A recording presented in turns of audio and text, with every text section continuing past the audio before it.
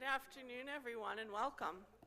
I'm Susan Chekow-Lusignan, Director of Marketing and Program Development for the Friends and Foundation of the Rochester Public Library.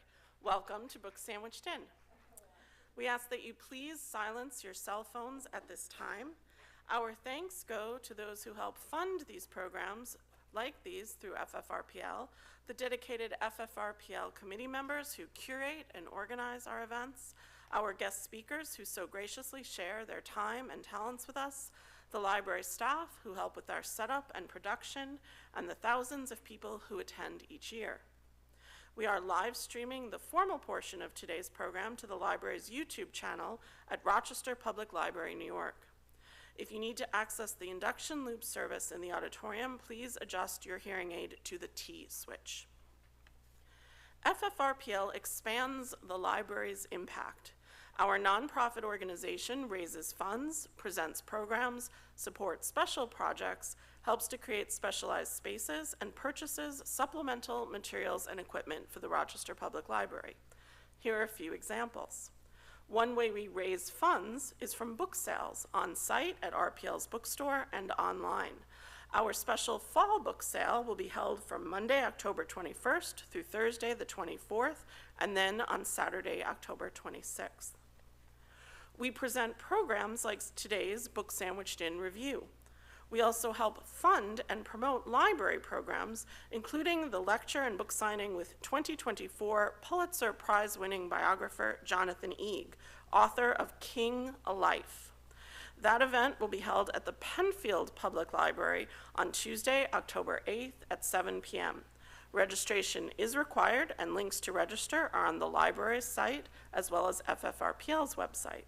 The event is presented by the Penfield Public Library and East Rochester Public Library and sponsored by Senator Sam Mabrouk, FFRPL, and Friends of Penfield Public Library. FFRPL also supports special projects like the Art of the Book and Paper exhibit now on view across the street in the Rundell building. This year's show features 92 pieces by 62 artists representing 23 states and 5 countries. FFRPL is a founding sponsor of the exhibit. FFRPL helps to create specialized spaces. Recently, FFRPL helped support the Maplewood branch's temporary move to the former Holy Rosary Church and Mary's Place on Lexington Avenue. You can learn more about Maplewood's 2-year renovation at rockcitylibrary.org. And finally, FFRPL purchases supplemental materials and equipment for the library, such as the subscription to Lote for Kids, a multi-language database of 4,000 picture books in 65 languages, including sign language and ASL. It has interactive flip books, read-along highlights, and bilingual books. And content is focused on 3 to 10-year-olds and supports the library's diversity initiatives. Today, Maggie Rex and Amanda Rampey-Eggleston will jointly review Rebel Girl, My Life as a Feminist Punk by Kathleen Hanna. Rebel Girl is a raw, insightful memoir about the legendary frontwoman of the bands Bikini Kill and La Tigre. Learn firsthand how her transformative voice developed from her tumultuous childhood, her formative college years, and her early years as a performer. Maggie Rex is the executive director for Girls Rock Rochester and a professor of sociology at SUNY Geneseo. She has been involved with Girls Rock Rochester for over 10 years.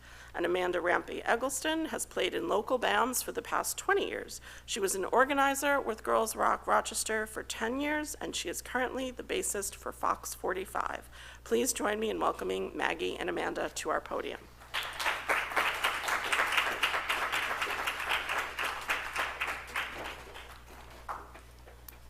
Thank you. So Maggie is going to kick us off here, I think, with a little intro to the book. Hi. So how many of you have ever listened to any of the music that was mentioned in this book, so Bikini Kill or La Tigre, or heard of the Riot Grrrl movement? All right, we're going to do a crash course. Let's do it. Right? So, did it go? I got you, yep.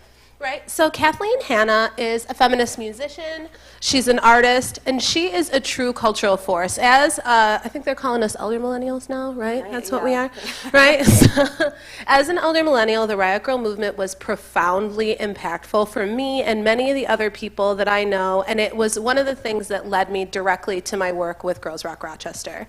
Kathleen Hanna grew up on the Pacific Northwest, she grew up in Oregon, and one of the things that's really, really powerful about this book is that it really traces the ways that she not only developed as a musician, as an activist, as a feminist, but the ways that she was faced with unbelievable discrimination in her early efforts to play punk music, and the way that she carved out a space for herself and for other women and queer people in the scenes that she was in.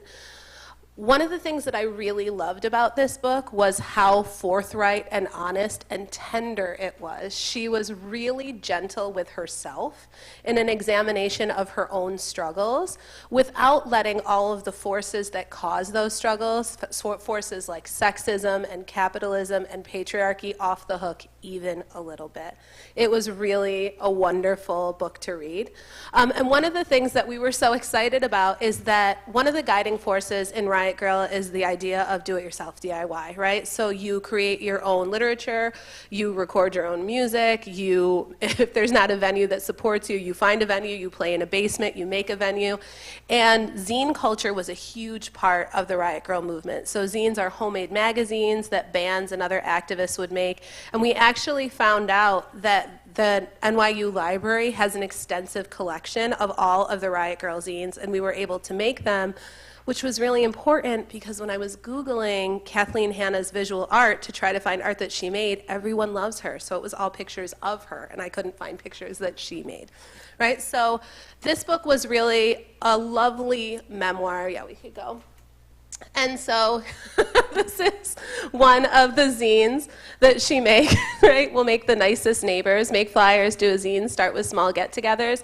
This was a movement that taught young women that there was a place for them in music, that there was a place for them in their communities, and that there was a place for them in the world where they could be absolutely themselves. And that is work that we really strive to continue at Girls Rock.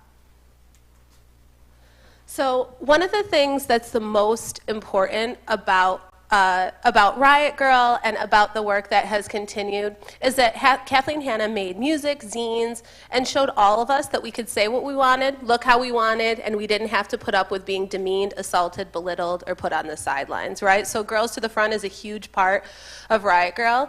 It meant that not only should you be at the front of the stage, right? You didn't have to stand in the back, you didn't have to show up at a show with your boyfriend, you didn't have to look a certain way, but you should be on the stage too.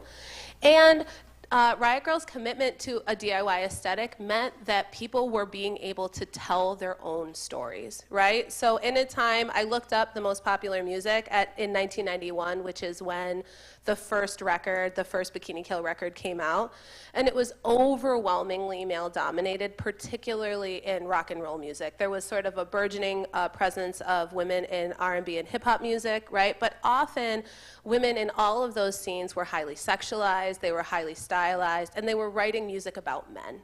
And so one of the things that was really powerful about Riot Grrrl and about Bikini Kill was that it challenged all of these norms about what it meant to be a female musician, about what it meant to be a woman on stage, and it really taught women my age, right, that you could look any way you wanted, you could be as loud as you wanted, you could be as aggressive as you wanted, and you still had a place anywhere that you wanted to be. I can't even tell you how empowering it was, right?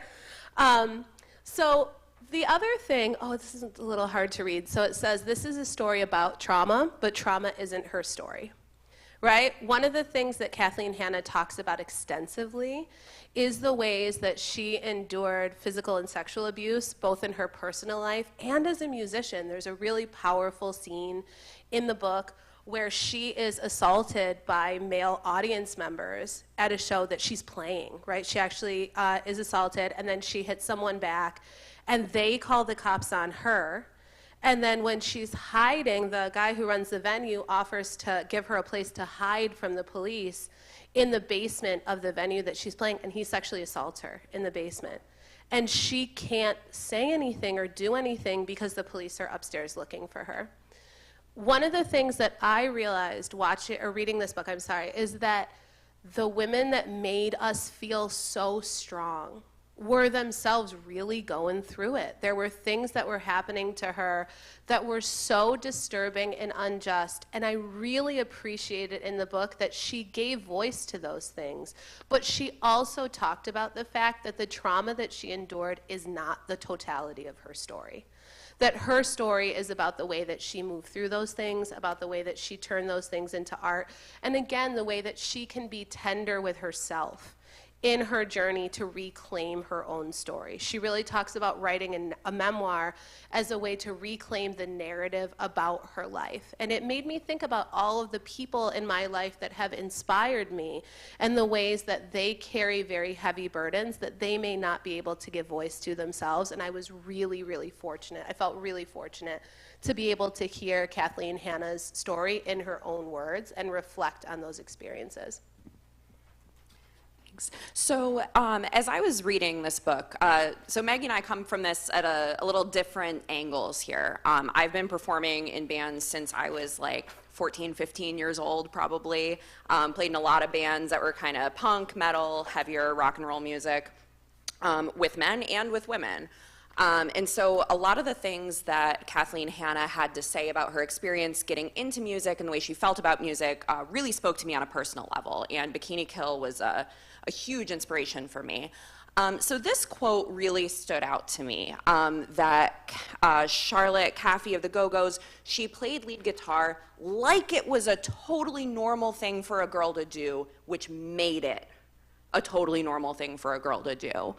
And this relates to what Maggie was saying, right? During the time when Kathleen Hanna was younger, when the Go-Go's were performing, you didn't see that. And it's really easy to forget that that's not a thing that we see, right? And so the other problem when we think about this, when we highlight women in music, sometimes it can be easy to slip into almost a fetishization, which is something that I've encountered, where we say like, oh my gosh, look, it's a female fronted band, it's a female guitar player, that's so amazing, and it makes it almost like a spectacle. We just want to be people that play the guitar, right? Like it's a totally normal thing to do. And so this is, Maggie will speak a little bit later about Girls Rock Rochester, but that representation is key, and that's something that we've tried to cultivate in the community. We want to make it a totally normal thing for girls to do. There we go.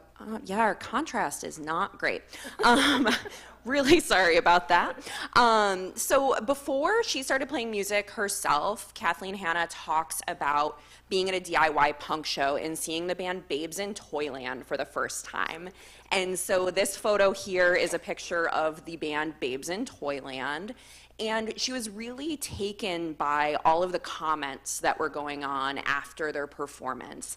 And so what she says is, after the show, everyone I talked to at the party had something to say about the band, but no one talked about the songs or Kat and Lori's singing. The problem seemed to be that they were too pretty, and thus everything they had to say was meaningless. Because Kat was both adorable and terrifying, she must suck.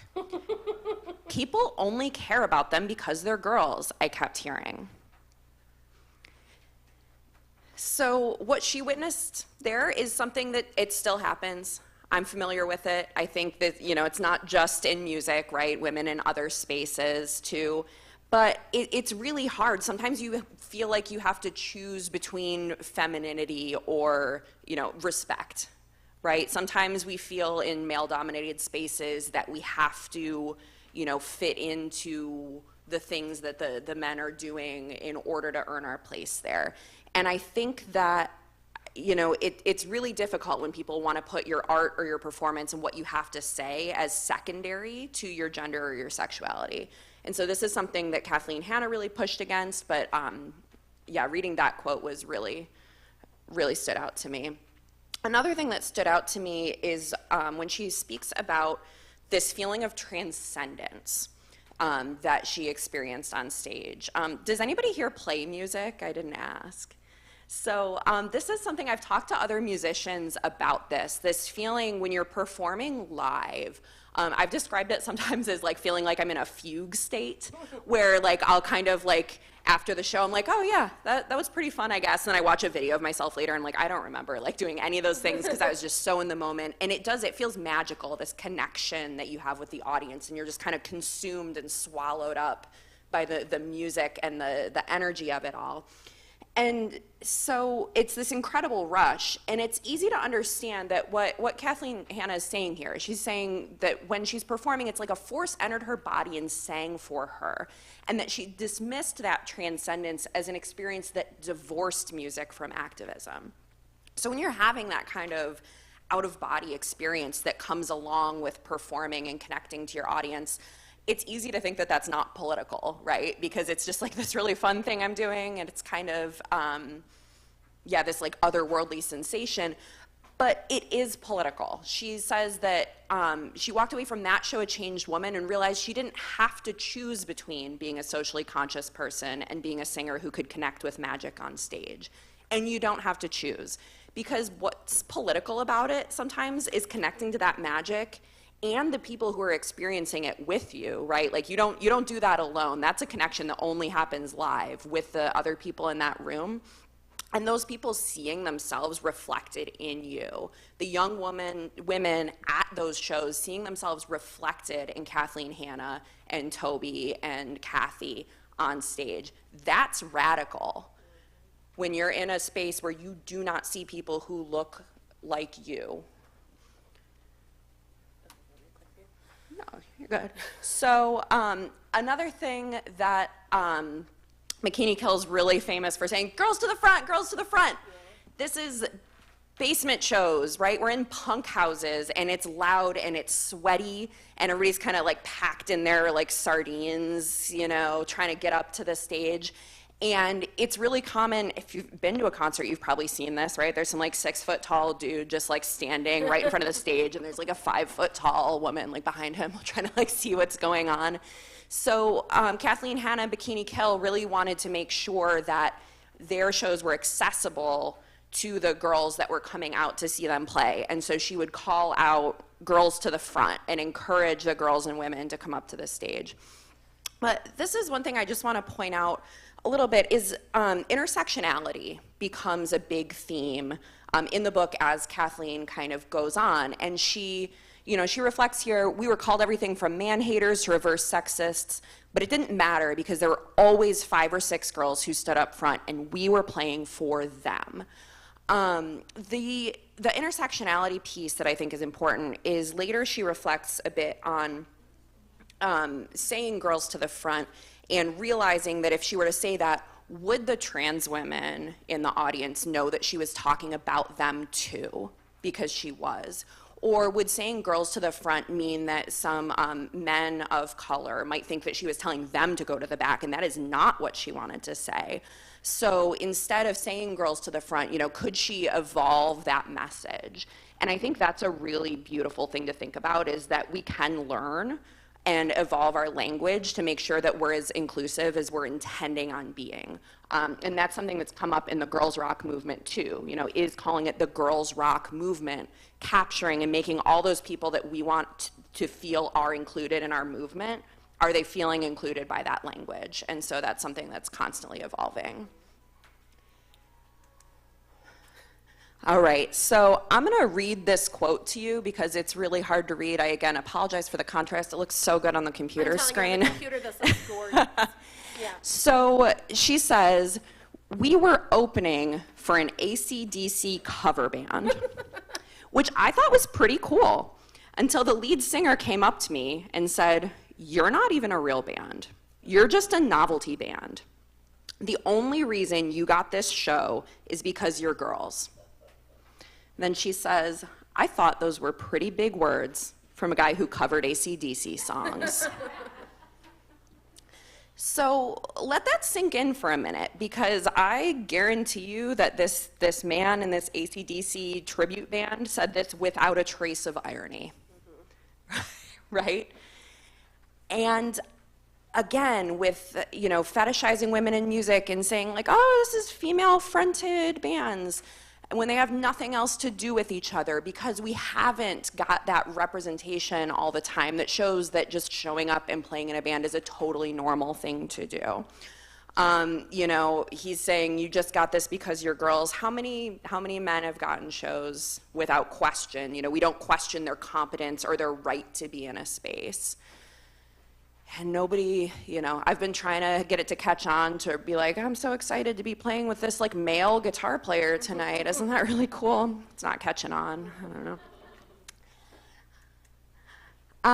So transitioning a little bit, something I thought was really cool about this book too is that Kathleen Hanna talks about a lot of men in the punk scene too, names that we all might recognize. Kurt Cobain from Nirvana features in the book, Ian MacKaye from Minor Threat and Fugazi, Mike D and a bunch of the other Beastie Boys. Spoiler alert, she marries one of the Beastie Boys later. But what I thought was neat is that she talks about these male allies and how they interface with sexism and misogyny as well. Because something I hear from a lot of men, even now, is that they see sexism and misogyny happening, but they don't know what to do about it. It feels like you might do something wrong, or it feels like it's not your job to speak up for somebody else. Maybe it's not my business. And so the example that she gives here, Fugazi has a song called Suggestion that's about women facing sexual assault. And they are playing a festival together, and at the festival there are some women that were harassed or groped by another festival attendee. They went to the organizers, wanted the men to get kicked out, and they didn't. And they came to Fugazi and they said, like, will you please boycott the festival in support of us, to protest our treatment? And Ian MacKaye said, well, I have a better idea. How about this? And so when they played Suggestion, their song about sexual assault and misogyny, they invited the women up on stage and they got to tell their stories and be like, yep, it was that guy. And so what Kathleen reflects here is that, first of all, she had never seen punk men stick their necks out for feminism before, and that she really respected that.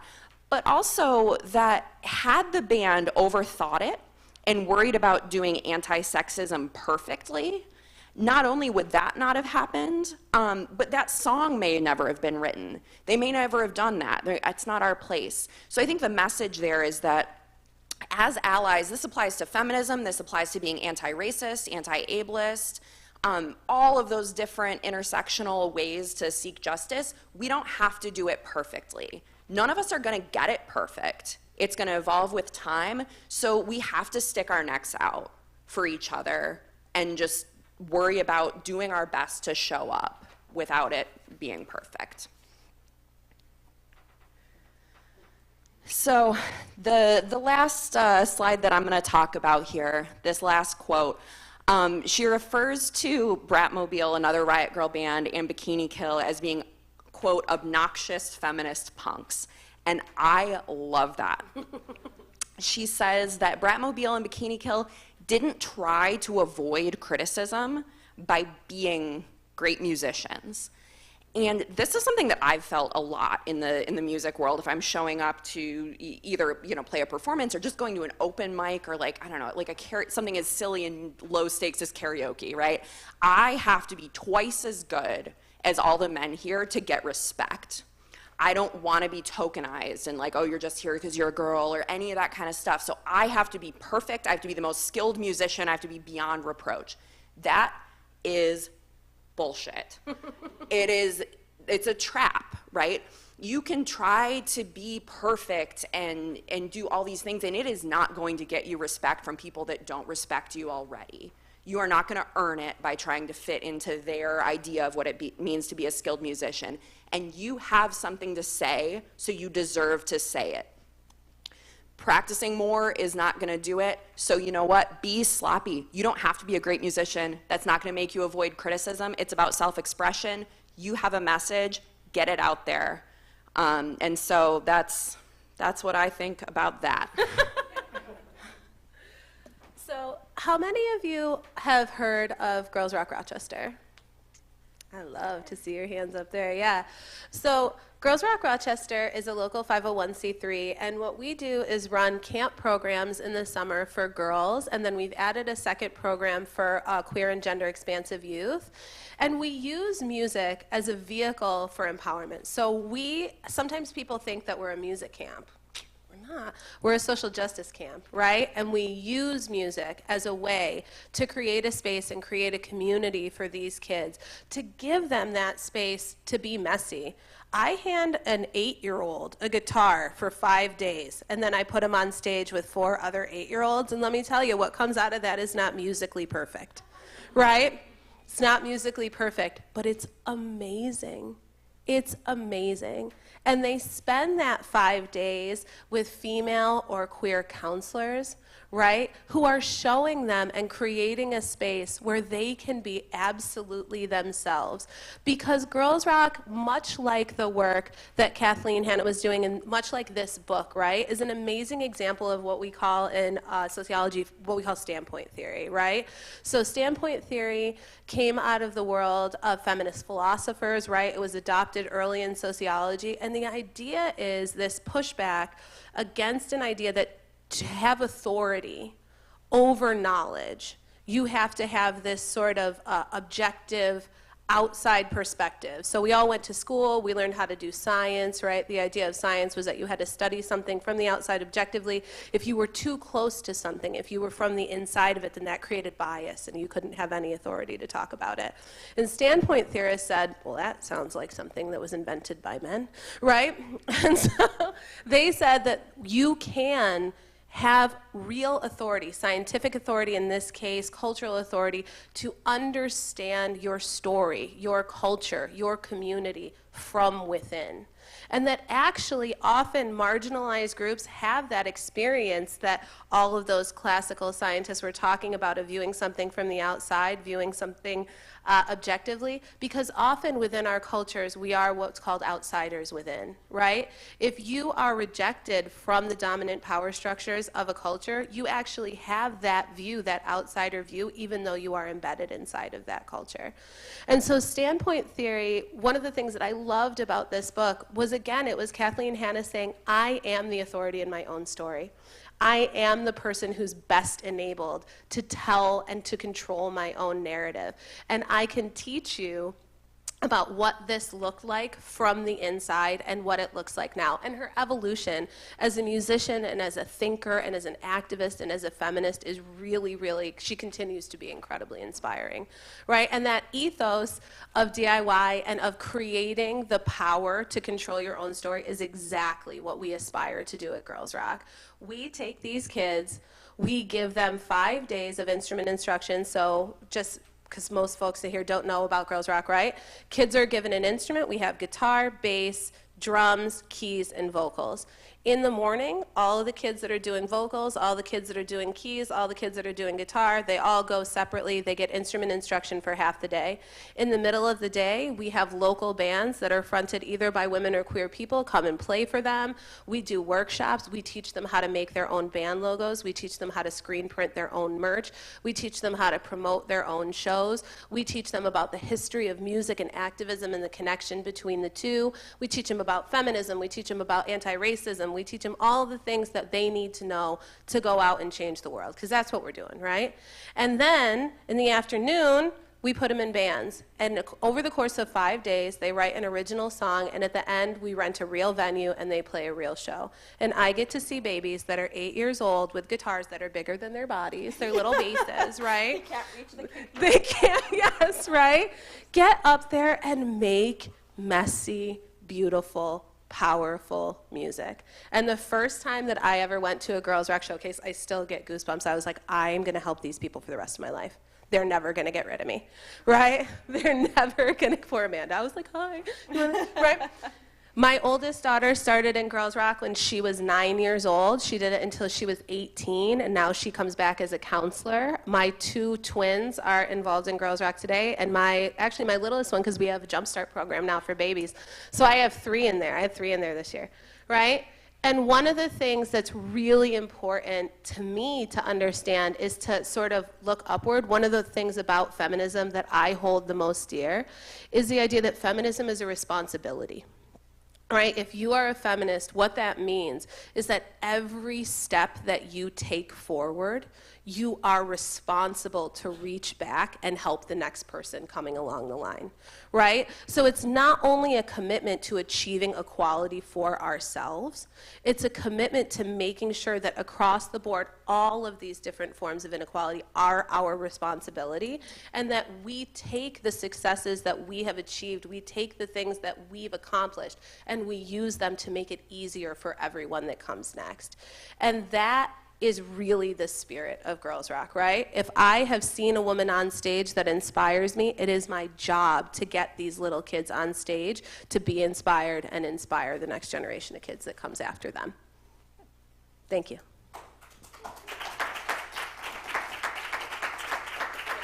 Do we have questions?